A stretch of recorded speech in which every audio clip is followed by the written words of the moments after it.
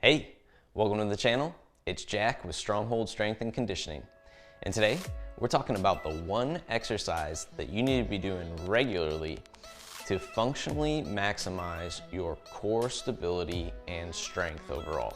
But before we get into it, make sure you take a moment and hit that subscribe button so that you don't miss out on future content like this.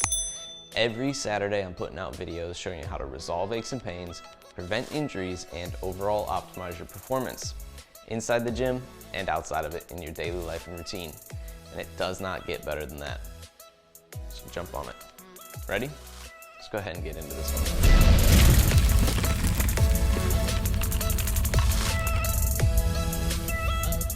All right, like I said, today we're looking at the one type of exercise that you need to be performing on a regular basis to maximize your core strength and stability in a very functional way. And we're gonna break that into two exercises actually, okay? So it's one group of exercises that we're gonna look at two of the very most basic versions of them. And those are gonna be our farmer's hold and a briefcase or suitcase hold, however you wanna call it. So those are the two exercises that are gonna make up today's video, and we're gonna go through the technique of both and some things that we really wanna look out for when performing them in the exercise itself. So let's go ahead and take a look, starting with the farmer's walk. All right, starting with the farmer's hold. And this is the base structure that we want for when it becomes a walk as well. So just understand that this is gonna transfer into your walks eventually.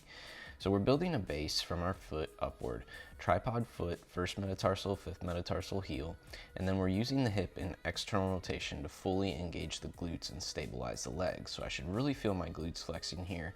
I stack on some abdominal engagement, and then I'm also externally rotating my shoulder and keeping the shoulder blades retracted and depressed as I'm holding this position. So you'll see that the weights kind of open upward. Now it's important that you don't rest the weights on your leg. We want to keep a slight space between your leg and the actual weight here as you're holding it. This alignment is the pillar structure that we want to create through our core to make sure that it's optimally working. And from the side.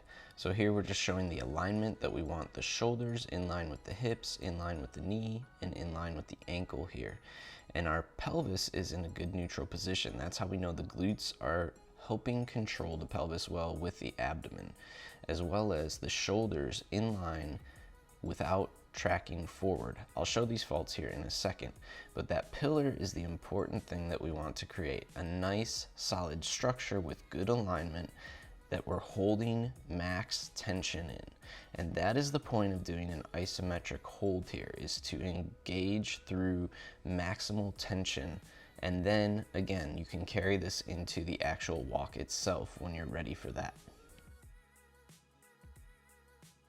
And lastly, with our farmer's hold here, a couple of the faults that you'll see here. My pelvis is in anterior pelvic tilt. You can see the arch at my lumbar spine, the front of my pelvis pointing down to the floor. I have head forward posture. These are some of the big ones. When we lose grip, we'll either see the weights drop forward or drop back out of the smallest fingers. We want to try and keep those weights level as much as possible. And as we lose grip even further, this can challenge our shoulder positioning and pull us into protracted forward rounding position. These are all things we want to avoid here. All right, for our suitcase carry, it's very similar. The setup is all the same, so we still want that tripod base from each foot, first metatarsal, fifth metatarsal heel. We still want external rotation from the hips so that the glutes are engaging maximally. We're flexing the abdomen. The only difference here is, since it is unilaterally loaded, my obliques on the opposing side are going to be doing a lot of work to keep myself level. Now I want to make sure that I'm not jutting my hip toward the weight in this position, and I'm still keeping my shoulder blades retracted and depressed with the shoulder in external rotation. Here's that alignment from the side once again. So now you could see shoulder in line with hip, in line with the knee, in line with the ankle.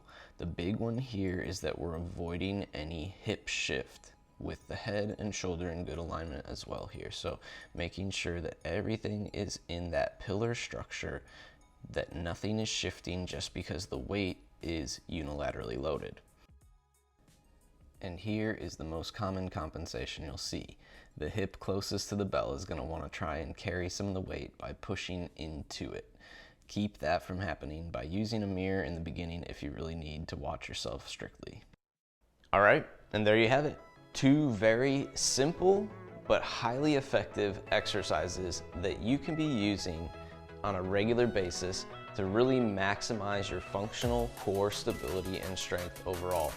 If you like this video, make sure you let me know by clicking that big thumbs up down below, and take a moment to share this one with a friend who's always talking about working on core strength, but may be going about it in a less effective way. So pass the love their way. If you're somebody who struggles with reoccurring training aches or injuries, or you simply want to improve your overall mobility for your performance, what I need you to do right now is drop down below in the description here to fill out the coaching application. Go ahead and fill that out. I'll get in touch with you and we'll go ahead and start a conversation about what it would look like to have you moving forward and resolving your aches and pains in the next 12 weeks or less, or simply improving your mobility overall. So down in the description, fill out that coaching application and we'll get that conversation started. Last but not least, if you have not already, take a moment and hit that subscribe button so that you don't miss out on future content like this.